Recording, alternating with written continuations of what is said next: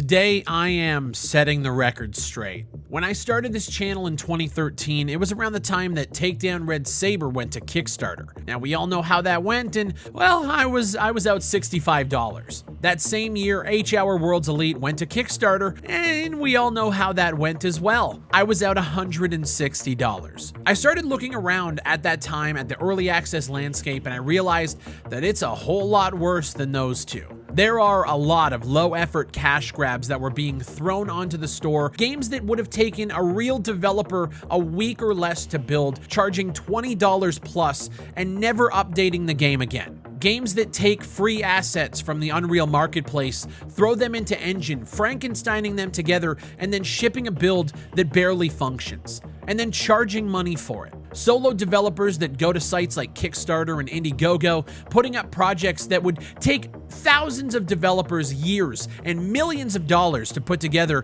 to make cohesive, claiming that they would only need 10 to 15,000 to make it happen, and it'll only take a year. I've made an entire playlist covering these games, and I've called a lot of developers scammers, simply because there is no way they actually believe the words that they are saying. They sell people on false hope, big dreams, but 99% of the time, these games end up abandoned and dead shortly after launch. Your money is gone if you bought into it, and it's on to the next one. I had enough of getting my money taken by incompetent developers, and I made it my calling to speak out against it. Yet, every time I've done this in the past, I've been met with criticism. People calling me harsh, people calling me an asshole or a bully, and yeah, I may be two of those things. I don't consider myself a bully because usually bullies come from a place of malice. I don't.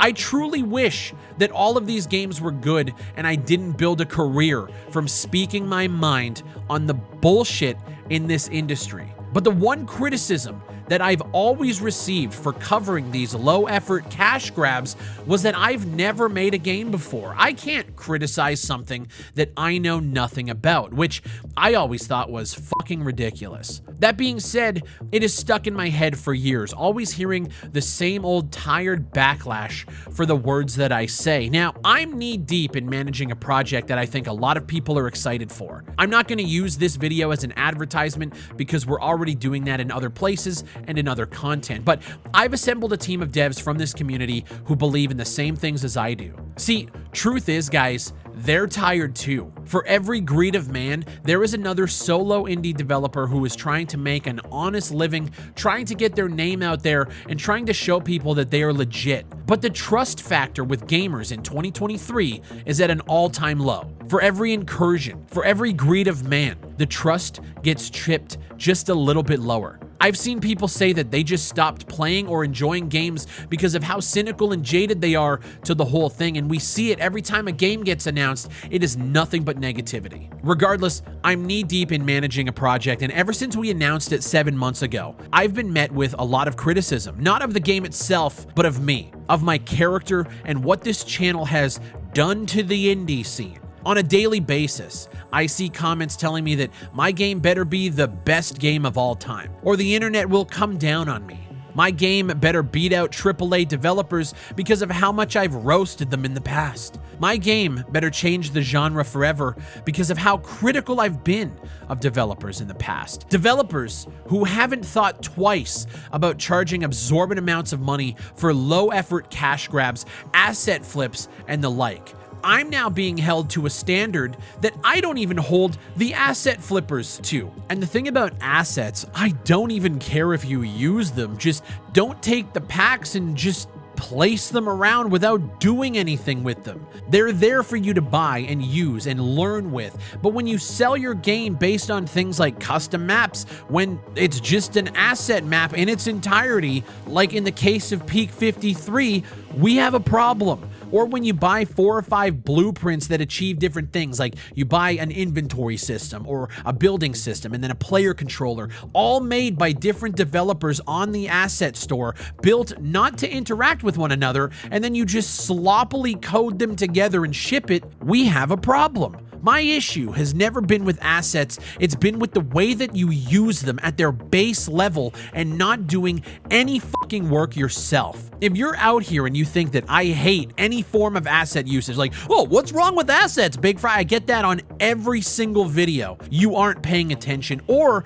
you're deliberately misconstruing my words and then being mad at me for it. It's fucking weird internet incel shit that I will never understand. I don't expect perfection. I don't ever expect an indie game to be better than AAA. There hasn't been a single video where I have roasted a developer because they didn't put out the next Red Dead Redemption. A lot of you saw my video last week on Greed of Man, right? Nowhere in that video did I say that I wish this was a AAA game, that I wish it was a GTA 6 clone, or that I wish this was on the level of Rockstar, right? That would be fucking outlandish, right?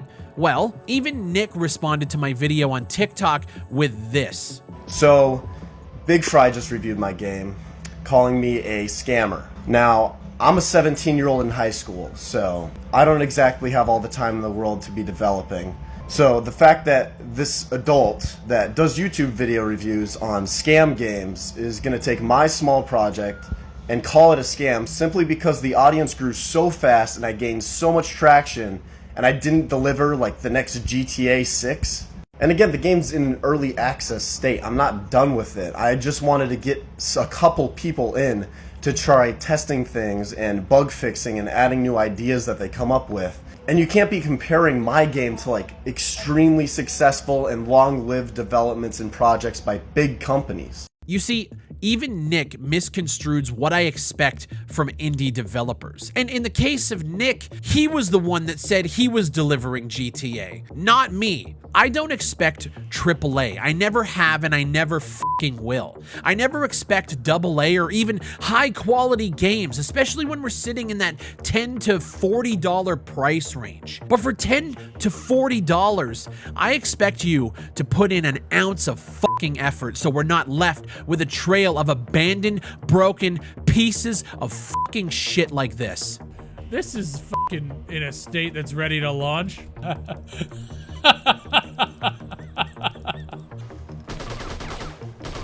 Wait, what? Who's there? Who's there? Are you fucking kidding me, dude? Oh, God. What an idiot. Yeah, fuck it, I'll do it too. Let's find out. What the fuck is this? Yes. This is what I signed up for when I wanted to become a YouTuber. All of these, look at all of these things just randomly popping up. Oh, this is piss poor. Steam's quality control, they did a good job on this one. You see, I went from roasting games to developing my own, and the thing is, our game looks pretty good. Like, it's an FPS that, since day one, I've said this. After so many years of people defending asset flip developers and just lazy attempts at making video games and then charging astronomical prices for them, we decided to set out on this journey. If Transience isn't ready to release, it just won't. We aren't taking pre-orders, we aren't crowdfunding anything. Again, we aren't promising anything but trying our best to deliver a good product to my community, because that's all I care about. The comment that I think broke the camel's back here was left in our Transience community hub on Steam, in which this guy says your game has to be AAA level. I'm sorry, all you have done is roast and hate on low-level devs. Yes, I know a lot of them were nasty towards you, but I hope you get judged the same way you have judged other devs so far. The game looks like a generic tactical shoot with comic page cut senses. Yeah, Mirror's Edge did that first, so that's not your own original idea. And you guys might look at this guy and think he's a fucking idiot, and like, I would agree with you. But the thing is this sentiment and this kind of post, this isn't a one-off. Anytime I talk about Transience, whether it's on Instagram, TikTok, YouTube, just scroll down. I'm now being held to a standard. We have to be AAA. While at the same time we're being called Rainbow Six clones and Tarkov clones and Ready or Not clones. It's a very weird thing being involved with this game specifically, and it's one of the things that I told every single developer who has come onto this project. You will be judged so fucking fucking hard for everything that you do because you are associated with the project that's associated with me. And I'm not gonna lie to you guys, I'm a little bit tired of it. Hold me to the standard that I hold these shitty asset flip piece of shit developers to, and I guarantee you're gonna have a winner.